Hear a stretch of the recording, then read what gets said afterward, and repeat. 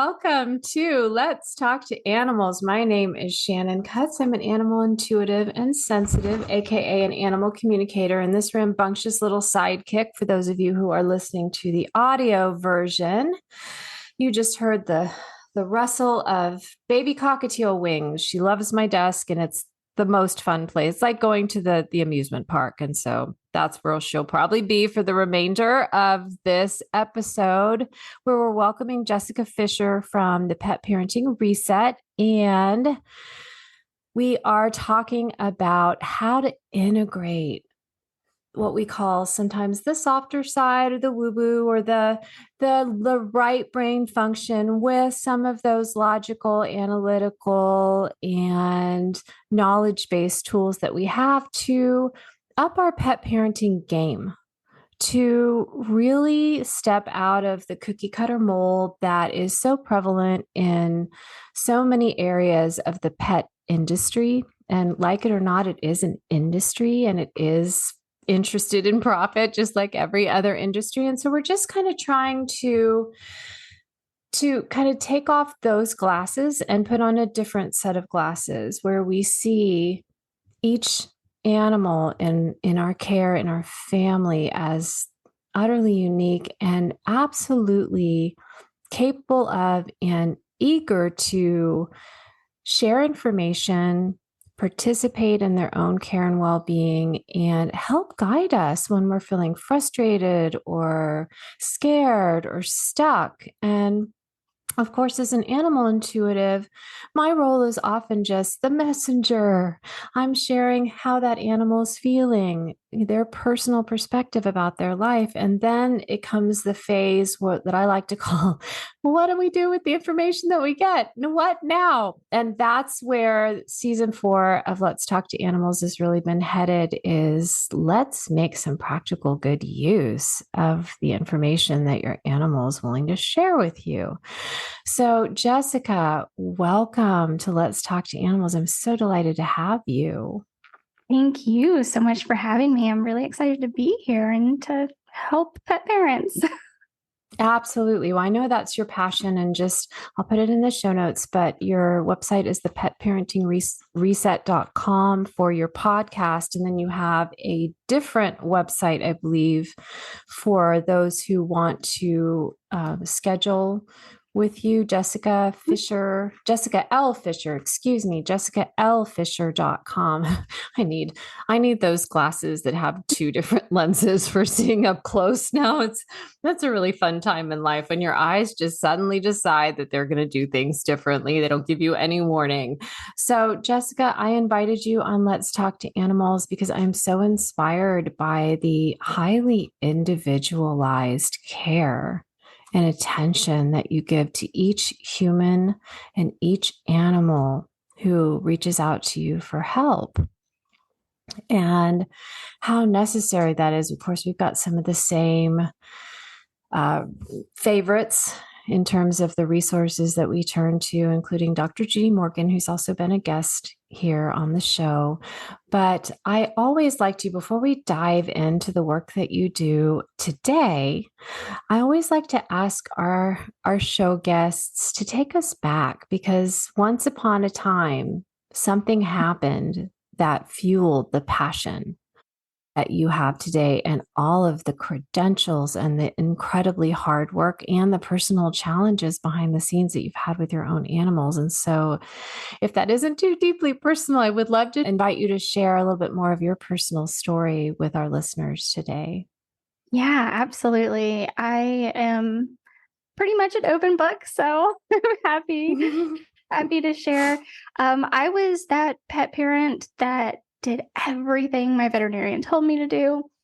I went to seminars at the vet clinic.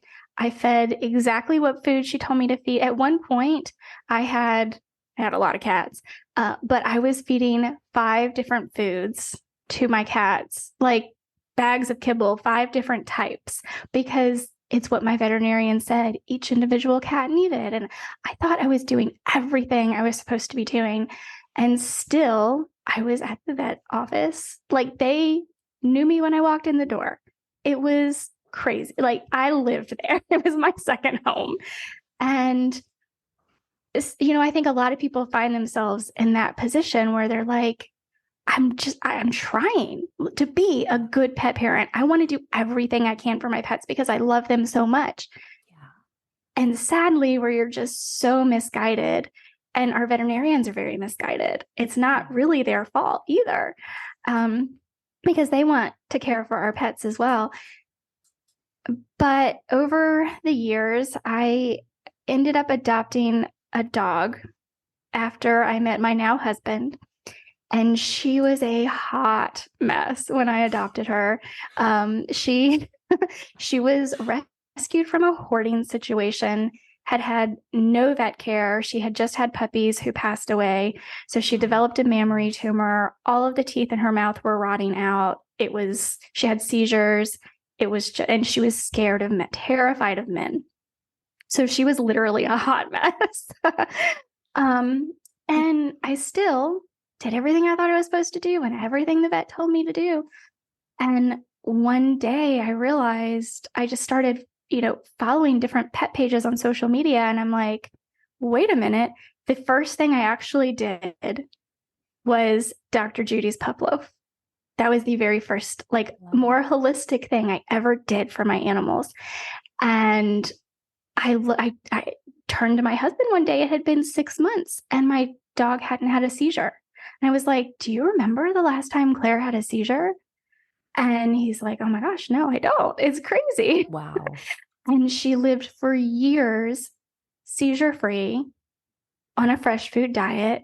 And I just continued to learn and learn and learn. And after she passed away, she was my soul dog. After she passed away and I adopted another dog, she had really horrible separation anxiety. And so I had started a YouTube channel, and some random person, I wish I knew who they were now to credit them, came to me in the comments and said, because I was doing a lot of rescue, working with different rescues. I did a lot of TNR. I did a lot of donations, would do adoption events. And she was like, I remember it was a woman. And she was like, it would be really nice if you could actually keep dogs out of rescues and shelters, right? And instead of putting all this work into trying to help them afterwards. And that hit me so hard. And I had already started learning about dog training because I had a dog with separation anxiety. And I just dove in and I said, okay, this is what I'm going to do. This is what I'm going to do to help keep dogs out of shelters and rescues, is to help people learn to live with their dogs in harmony instead of, all these behavioral issues that are causing dogs to wind up in shelters and rescues. And so I did that for a little while. And what I quickly learned, within the first year, because I spent the first year training dogs all over San Diego for free to learn how to do what I wanted to do, right? And make sure it worked and make sure I understood it and make sure I was doing it right. And I started just talking to people about what they were feeding their dogs and how to raise them in a more holistic manner, because I saw in my dogs how incredible it was and the difference it made in their lives. And I was putting myself out of a job as a dog trainer because once they started feeding their dogs fresh foods, a lot of the behavioral issues they were seeing were just poof, gone. And they're like, great, thanks. Don't need to see you again. And I'm like, well, okay, great. As long as your dog is good and you're good. So that kind of led me down this path of the podcast and blogging and just wanting to get this information out to people. And fortunately, Dr. Ruth Roberts developed a certification program, and I was in the top 12, I think, that graduated from her certification program. So now I'm a holistic pet health coach, and I can actually do deep dives into helping people with medical issues, chronic issues with their pets, and provide them holistic either additions or alternatives to traditional veterinary medicine. And that has just been, it just confirms to me that this is what I'm supposed to do in my life. Well, you glow. Those of you who are listening and watching the video version, you can see it. I encourage you to go. This is what we look like when we're perfectly placed and we're doing the work that meets the world in their area of deep need and also fulfills our own deep hunger to give back out of gratitude for everything that we've learned and the changes that we've seen in our own animals. I mean, I can relate. There once was a day that I never thought I would be able to hear animals. I never thought I would be able to talk two-way conversations with animals. I hired animal communicators, but I thought that was just, you got the genetic lottery. It was like, winning American Idol or The Voice or whatever's going on nowadays. It was like, and you just don't realize these tools, these insights, and these course corrects are available to all of us. And often, on my end, where it starts is when I'm having a conversation with an animal and I ask them about their food and how do they like their food. And this is actually really interesting. And I'd love to get your take on this because kibble's tasty, right? And here I want to share with you. When I moved in with my mom after my dad passed, and then my mother had a really horrific fall, and she's 80, sorry. and so well, it's all working out, but I inherited a dog, and so because of her dachshund. And so had that process of transitioning our dachshund, who has never met anything edible or inedible that he doesn't think is delicious. And I had, so he didn't think there was anything wrong with his food. It was really tasty. It always arrived on time. We even had an automatic feeder. So if we weren't home, then it would just dump out the food. And so when as a pet parent, to see your animal is enjoying their food, looks forward to their food, and the veterinarian endorses the food, because we were in the same position you were. We were purchasing the food that was recommended and doing a ton of research on the best kibble and with the most nutrients and freeze-dried bits and all kinds, and varying the diet so the biome. And so sometimes animals can even resist the transition, and it can cause. So I'd love to hear your take on that, because it can be really hard to, when an animal says to me, for instance, I really love my food, and shows me what they're eating, and then I realize what they're eating, and then I need to talk. And, normally, although I love it when this happens, but normally human carers don't reach out to me when everything is absolutely okay. There is something going on. And so the delicate tiptoeing through the process of introducing, have you thought about making a dietary shift?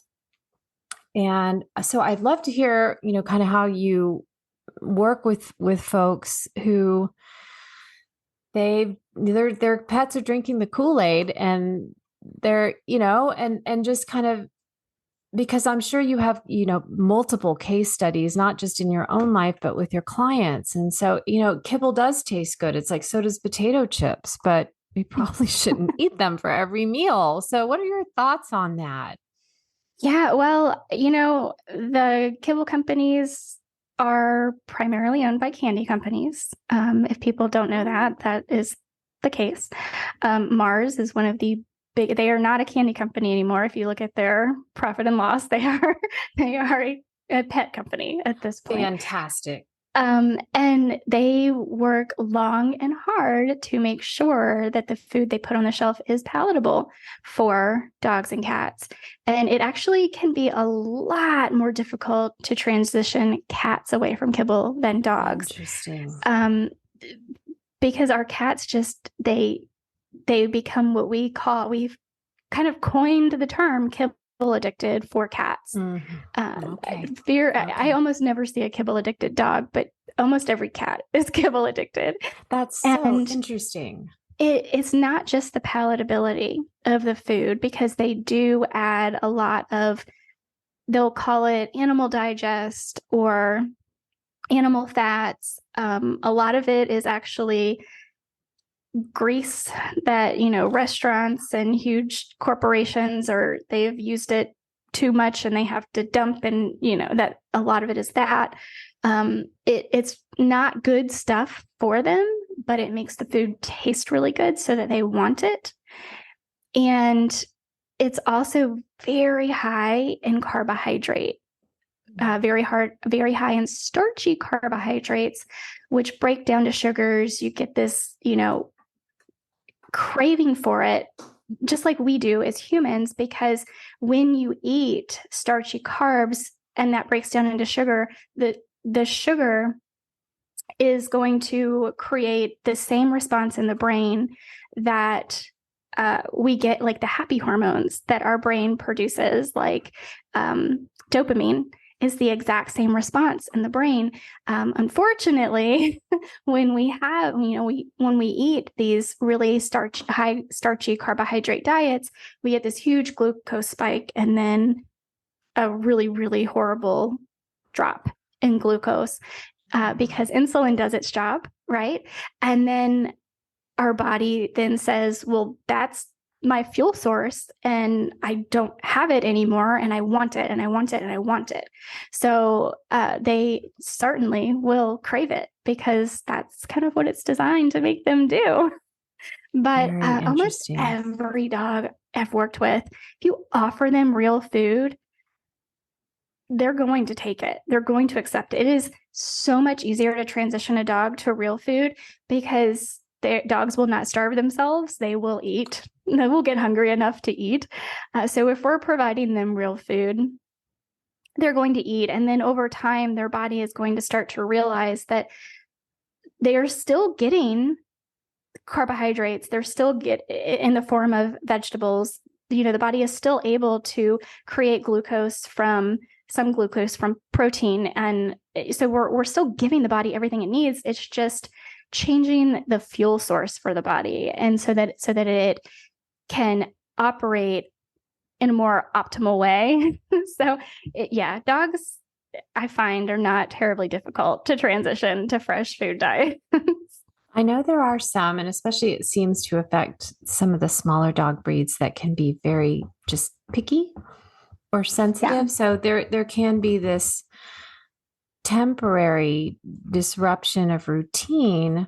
One area where I try to work with my human pet guardians is to help them have the most positive attitude towards the transition and really visualize their pet loving this new food and emitting the positive emotion and mental picture so that animal isn't then picking up from mom or dad or their guardian or their foster care, danger. There's some emotional, not good vibes going on. I might not want to try this food. Right.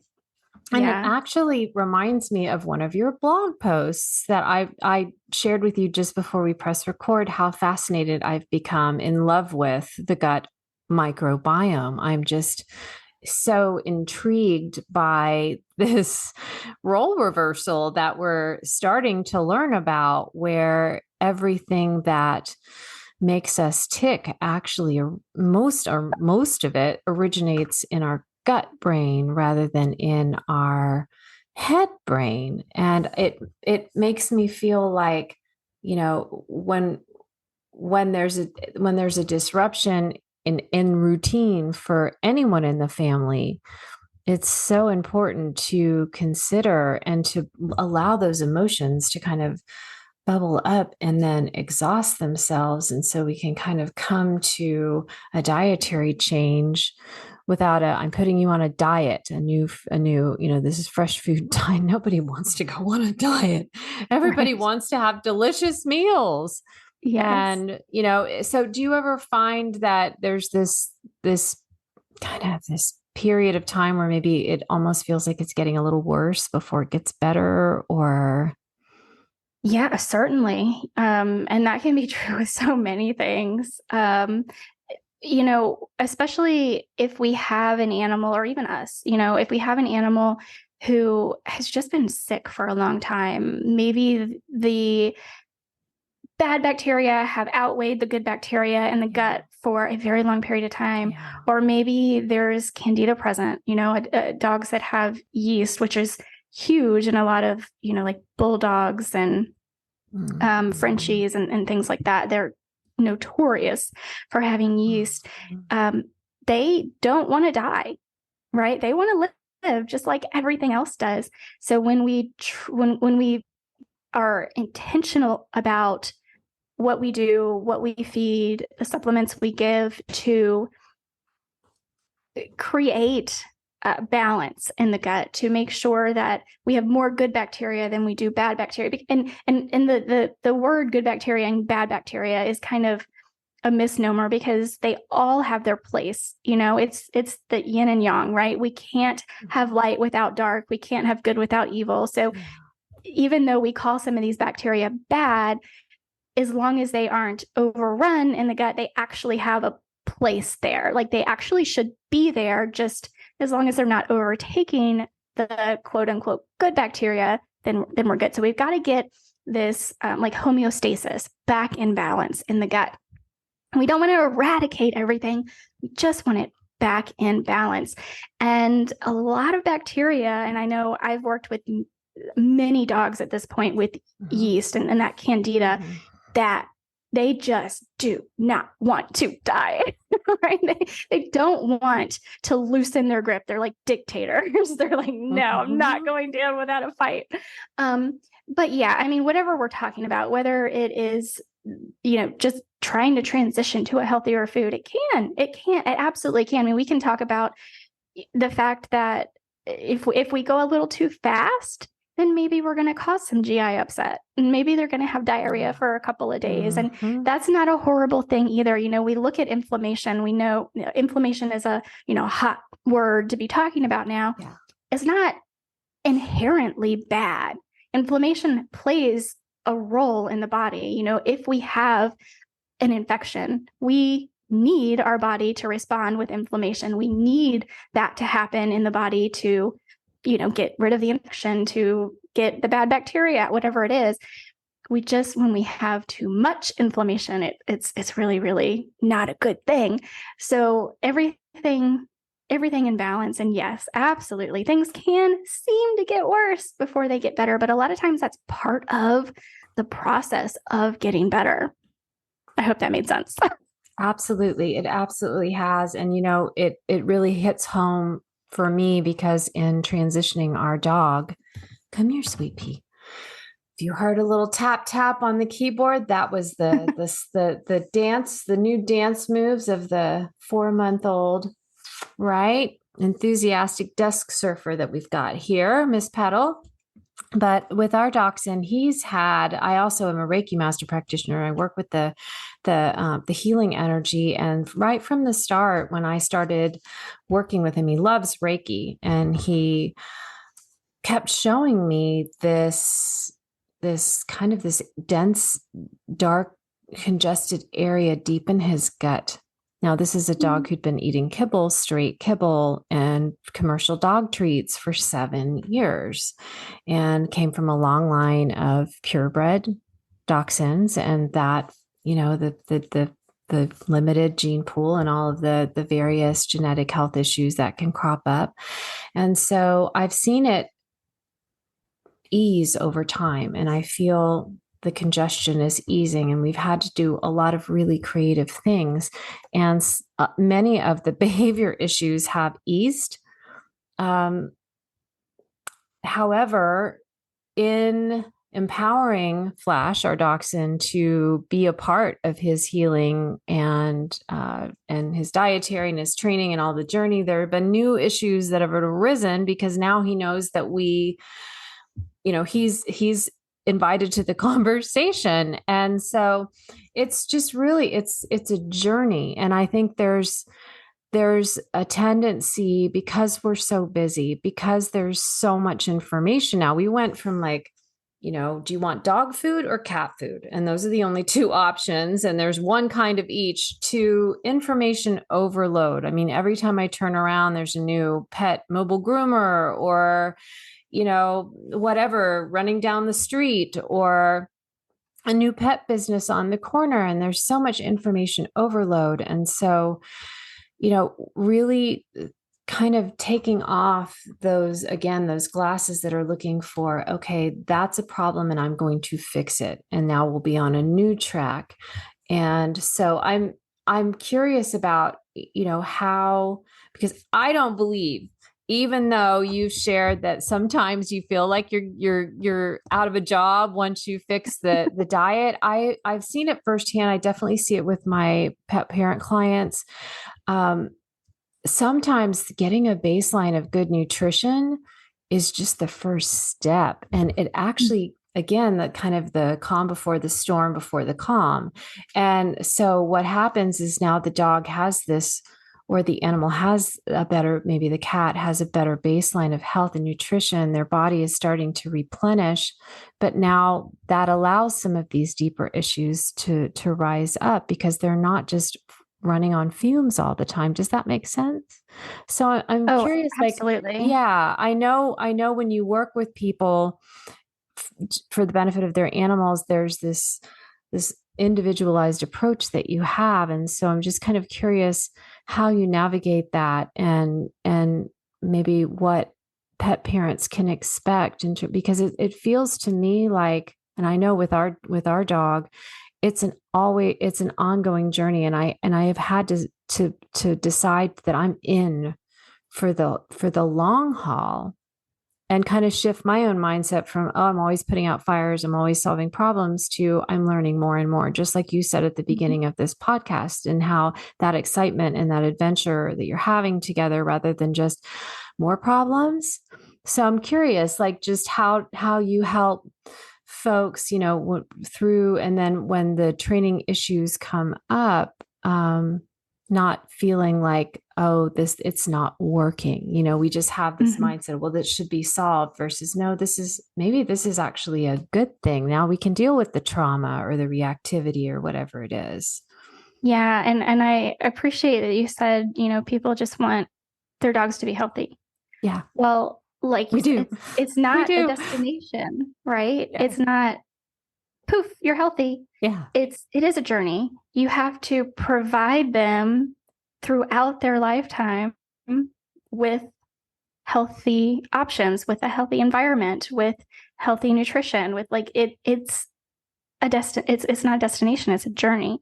And that in I know I've had to learn that for myself as well. My own health is I can't just do one thing and I'm good. Like it's this journey of finding different things that work for me and may not work for somebody else. And the exact same thing is true with our dogs and our cats, because they are all individuals. And I could get two cases of two dogs on the same day.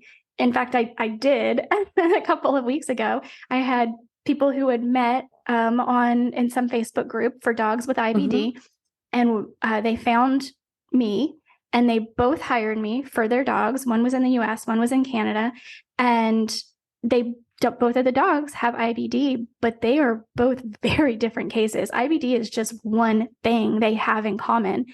Everything else was different. All of their food sensitivities are different. What they're sensitive to is different. Underlying factors are different. Their blood work is different.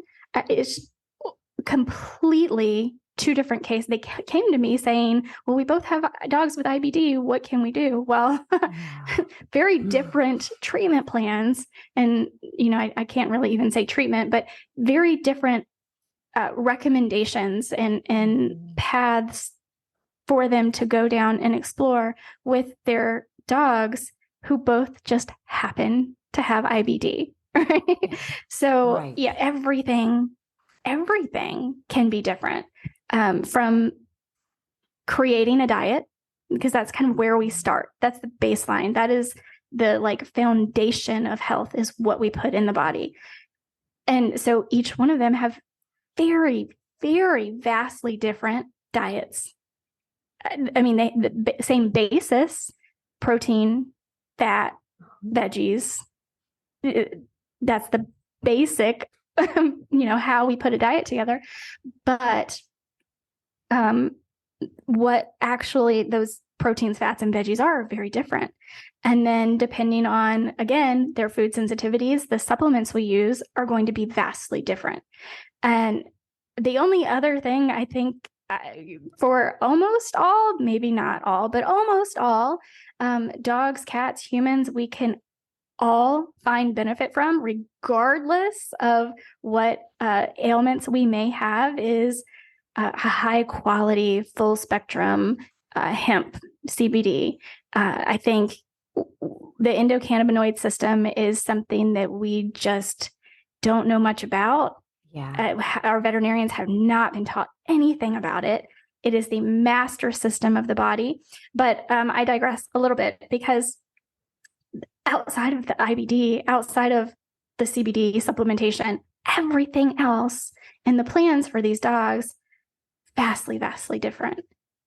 Just because of, I mean, they're individuals and they don't have the exact same ailments. They don't have the exact same blood work. They don't have it. They're just different. So we have to approach everything differently. Absolutely.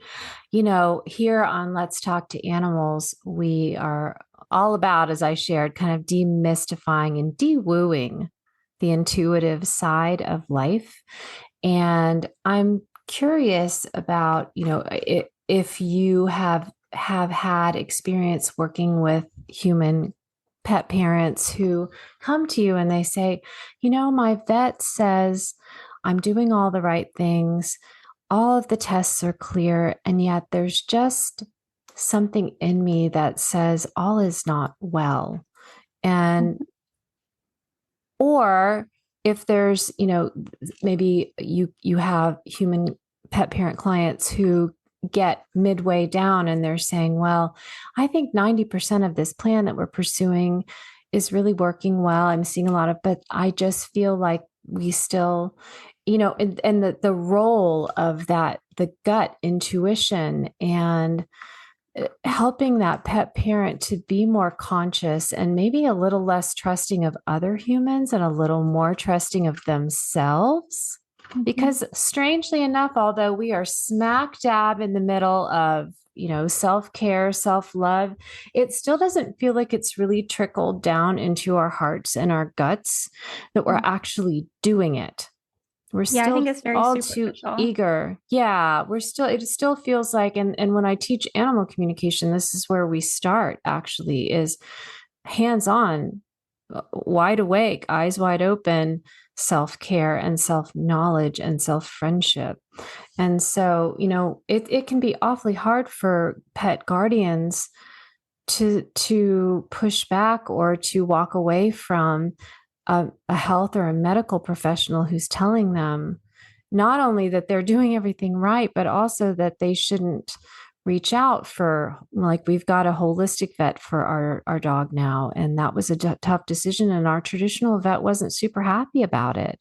Mm-hmm. So I'm curious, like, we work in different, but it feels like very complementary fields in some ways. And I'm curious how you help these pet parents as they're taking their first tentative steps away from an industry that's set up to kind of, it's just not pet health or pet wellness is it the top priority all the time? I want to say that delicately, because I do believe there are so many vets who they only have a certain amount of time to go through training. They're dealing with who knows how many different species and different breeds and and they need to make a profit. They have families to care for, and it's just a difficult balance. But you know what I'm getting at, I think. Oh, yeah. Yeah. Yeah. I'm very, very much in the belief that you, as the pet parent, are the head of your animal's care team, period. Brilliant. And who you choose to bring on your team is completely up to you. And if you choose to have a traditional conventional medicine veterinarian and a holistic veterinarian, if you choose to have, a holistic pet health coach like myself, an animal intuitive like yourself, a Reiki master, that is all part of your team.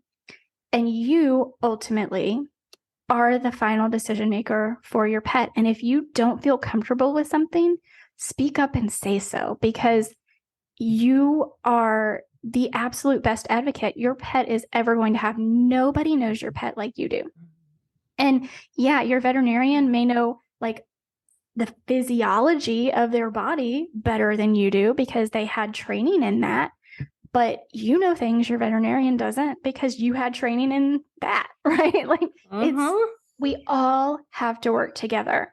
And it can be really easy to say, fire your vet, because a lot of us have that opportunity to do so. A lot of us do have multiple veterinarians that we can go to in our town. We can drive a little bit further and find another veterinarian. Fortunately, we do have holistic veterinarians that are doing telemedicine, which is difficult, right? For our animals, they really need to physically be able to touch an animal to really know what's going on. They need to be able to palpate the abdomen, feel the bladder. They need to, they're probably going to find an internal mass before anyone else. Like they really need to be able to touch. That's why, if you are going to do telehealth with a holistic veterinarian, you still need to have, a veterinarian that you physically take your animal to for blood draws, for these wellness checkups. But this is all part of your pet's healthcare team. So I want to empower all of my clients to be that head of their pet's healthcare team. And it can take some time, and they can, a lot of them do lean on me a little more than I would like them to. But my goal is to help them find their confidence so that they can be the final decision makers for their pet. And they can say, okay, I tried this for the 10 days or the 30 days we were supposed to try it. I'm not feeling it. It's not feeling great for my pet. Okay, no problem. We can try something different. And I am a very data-driven person. Like, I like woo-woo, don't get me wrong. I have hired animal communicators. I've had other animal communicators on my podcast. In fact, one of my very good friends is a muscle tester. Like it's all woo-woo. Love it. And I'm here for it. But I'm also very data-driven. So when I make decisions, I am still looking for what kind of data can I get? And a lot of it is going to be anecdotal. That's how science starts, is with anecdotal evidence. So, we kind of have to reframe and unlearn a lot of the things that society has taught us and realize that it's not true. Like, quote, trust the science isn't how science works. No. Right? No. When we are actually dealing in science, we don't trust. We create a hypothesis and try to disprove it. That's how science actually works. And so, all science in the history of humanity has started with anecdotal evidence. Charles Darwin went to an island and observed the species of animals on that island. That is how science starts. So I'm a very, very big believer in trusting your gut. And if we have data points for it, let's do that. Let's look at the data points. Let's track the data points. But if we don't, then we need to take whatever anecdotal evidence we have and go with that. And it is so interesting because Einstein once said, creativity trumps head knowledge. Maybe that's not the perfect use of words, but the creativity, in other words, the eyes to see and the senses to perceive. And to me, I know one of the things that inspired me to reach out to you to be a part of the Let's Talk to Animals family now is your statement about how you're passionate about helping pet parents not feel so isolated and so alone in this journey, because at the time it's happening to us, to each of us, and I've been through it too, it does feel like we're kind of all alone. And it's, suddenly we become aware of a machine, or we become aware that some of the science we've been trusting, maybe its motives and its hypotheses are maybe not as pure as we had mistrusted them to be.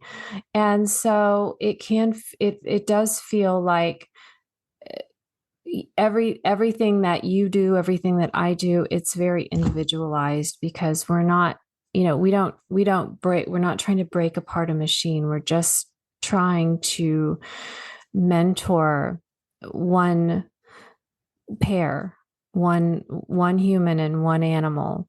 Well, two animals, but one human animal and one non-human animal to feel better, to to elevate their experience of life, and to feel hopefully ultimately less alone in their quest to throw away the cookie cutter and just kind of feel their way forward using all the tools, whether they're analytical, whether they're intuitive.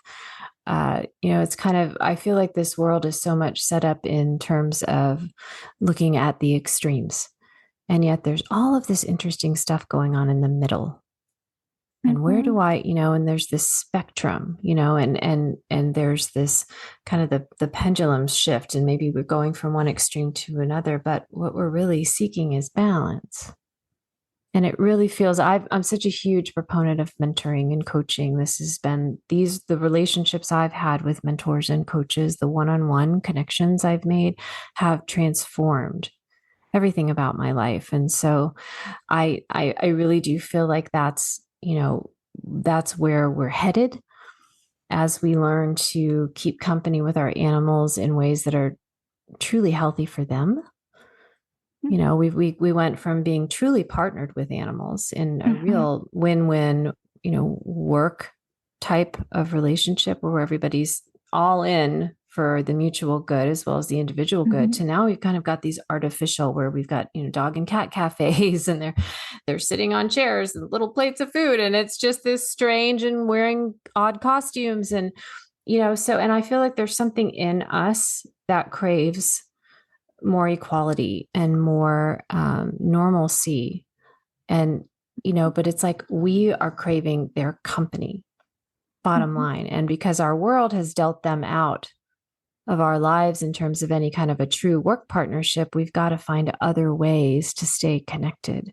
And so I'd love for you, we're getting close to time, and I'd love for you to close us out by sharing the ways that you can coach and mentor and help with training and just come alongside these brave pet parents who are, they're gonna stand up and say, I accept the responsibility of being the leader, of being the head of my pet's care team, but I sure could use a little support in doing that. Yeah, I mean, that can be hard, right? Especially today. There's a saying that, tough times create hard men, and hard men create soft times, and that creates soft men. And that's kind of where we're at right now, is we're kind of, everybody's a little soft. I get it. Yeah. It's easy to just kind of go with the flow and be comfortable and get by. I get it. But yeah, if you are that kind of person that you're like, this isn't working, and you realize that this isn't working, but you don't know where to start, or you just don't know, or you don't know how to take it to the next level, right? That you can do better, and there are ways you can do better, but you just need help tweaking things a little bit. That's kind of where I like to come in. I can certainly create balanced diets for your dogs if you want to do DIY. I've helped many people figure out ways they can still buy commercial foods that are not kibble, and yes, still feed their pets a really healthy, nutritious diet. And I really also really, really, really love working with animals with chronic conditions, because I think that's where traditional veterinary medicine fails us. They're excellent for the acute problems. They, get hit by a car, they break a leg, that they please, by all means, rush them to a traditional veterinarian. Absolutely. And, as far as training, dog training, I am a positive reinforcement trainer. I don't do that as much. I will still do it for, one-on-one people kind of in my neighborhood. But what I realized is I'm only one person and I live in a little area of town and I can't get to the rest of the world. And so I do have an online course where I walk you through Nice. kind of the basics, all of the basics that you would ever want to know. First of all, principles of positive reinforcement dog training, why I chose positive reinforcement dog training, because if you start to dive into, I want to learn how to train my dog, or I want to be a dog trainer, you can very, very quickly become overwhelmed with all of the different like ideologies in dog training. And I'm very vocal about being a positive reinforcement dog trainer and why I don't use fear and pain and tools that create fear and pain in animals, but also I am not a balanced trainer either. That's become very, very popular. And I don't agree with that ideology either. And that's okay. And nobody has to agree with me. But I walk you through why I choose positive reinforcement. And I walk you through all the basics of, the basic, I call them cues, but most people call them commands. So that's the word I have to use. Sit, stay, come when called, all the things. And then I get into like a lot of different behavioral problems that people can have with their animals and walk you through. And so you're going to get videos of me talking to you, right? And you're also going to get videos of me working with my dog. You're also going to get videos of me working with other people's dogs, because I wanted to kind of make it this really, really well-rounded course. It's very, very affordable monthly price where you can cancel at any time. There's no long-term commitment for it. So, I have fortunately had quite a few people reach out to me and tell me how much they love the program. And I'm thrilled with that. It's not making me rich or anything like that, but I understand that I'm only one person. And what was really cool, I think, is that if you're just looking for training and you're not yet ready to switch your dog's diet, at the end of that course, I have a few little videos on why you should care about nutrition. And so that's going to kind of plant the seed in your head.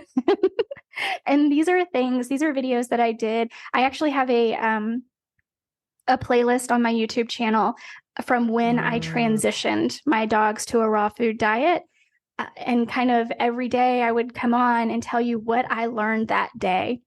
Nice. So it's kind of cool. It's, for me, a little cringeworthy. I hate going back and watching myself, but you kind of get to walk through the like, oh my gosh, I learned this today. How cool is this? And then everything kind of builds on each other. So it can kind of slowly walk you through the understanding of why. That's why I leave those videos up, because I think they can be very beneficial to people who are like, my dog's fine on the food they're eating. Yeah. Well, they may be surviving, but are they thriving? So let's start there.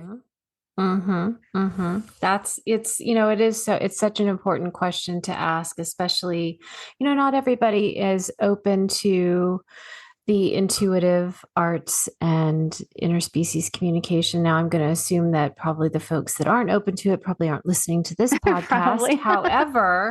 However, I do feel more and more that the rise of the intuitive senses, the sixth sense, as one of my teachers calls it.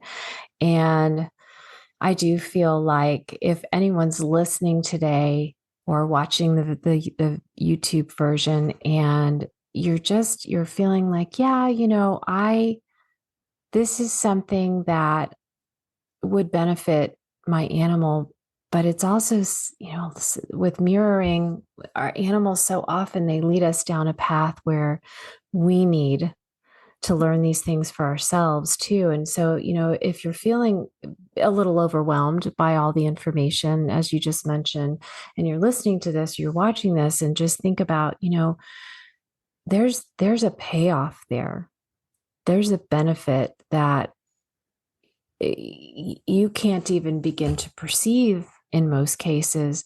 As you continue, find out that each little step generates a bigger cumulative impact than what it appears on the surface. And so taking those first few steps, generating that initial awareness, that's the hardest part. That's like 70% of the journey right there. If you can get through the first few steps of this, it becomes self-generating. And you look back in a few months' time and you think, man, I have learned so much. I feel so much more comfortable, so much more confident, so much more empowered, and not just for my pet, but for myself as well. Yeah, I find that So, either people generally have one of two paths. They either their pet is sick and they start researching everything and they find a more holistic way of helping their pet. And then they learn to take those same tips and steps to improve their own health. yes. Or they are sick and they find more holistic options to help themselves. They find ways of eating that are more beneficial to whatever they may be dealing with. A lot of autoimmune diseases, right? We have going on, and yes, they get down the road and they're feeling better, and then they open up this new bag of kibble and they're like, wait a minute, why am I feeding this to my pet?